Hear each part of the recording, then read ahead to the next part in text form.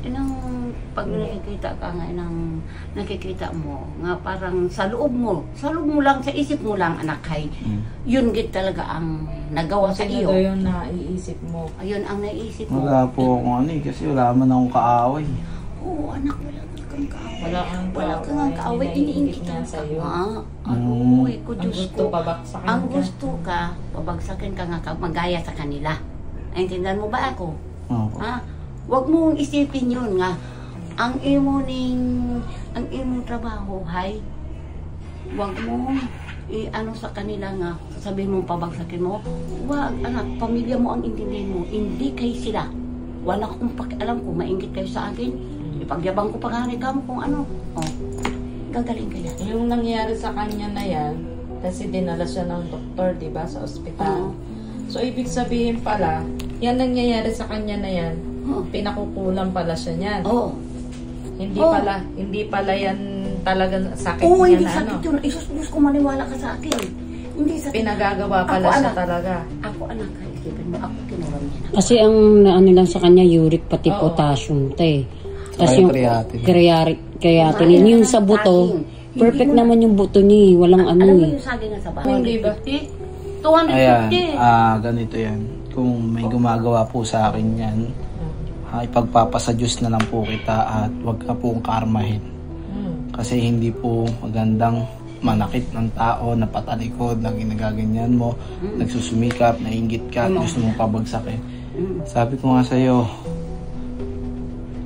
mapapabagsak mo na ako kung ginaganto mo ako, pero sa buhay, kung lalabanan mo ako, malabo mo ako mapagbagsak dahil mas madiskarte ako sa buhay. Dahil ginanong ka lang, mawawala na yan.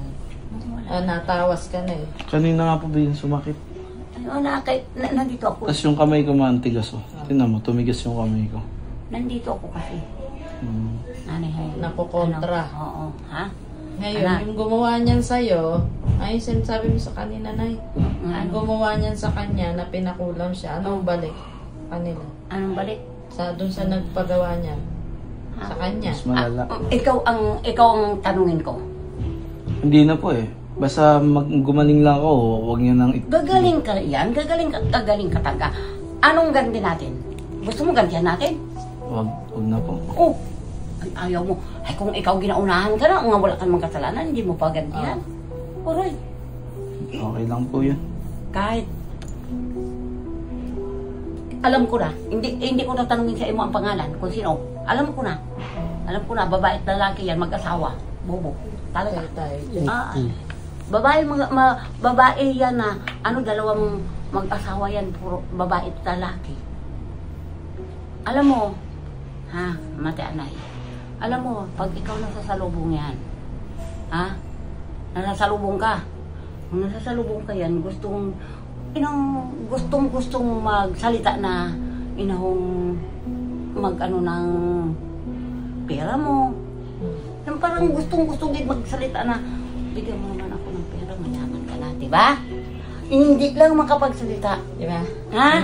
Ngayon, hindi sila makapagsalita sa iyo, ba't ikaw galing mahiya kung ikaw nanghingi? Mahirap rin kung magnakaw ka, diba? Maganda, kung hindi ka bigyan, hindi salamat. Kung bigyan ka, salamat din, diba? Kung hindi ka bigyan, pasensya tayo, kaya tayo nanghingi, diba? Ngayon, siguro hindi siya makapagsalita sa iyo nga, mahingi ng pera o kaya alam mo, may pera ka na, ginadaan ka sa ganyan.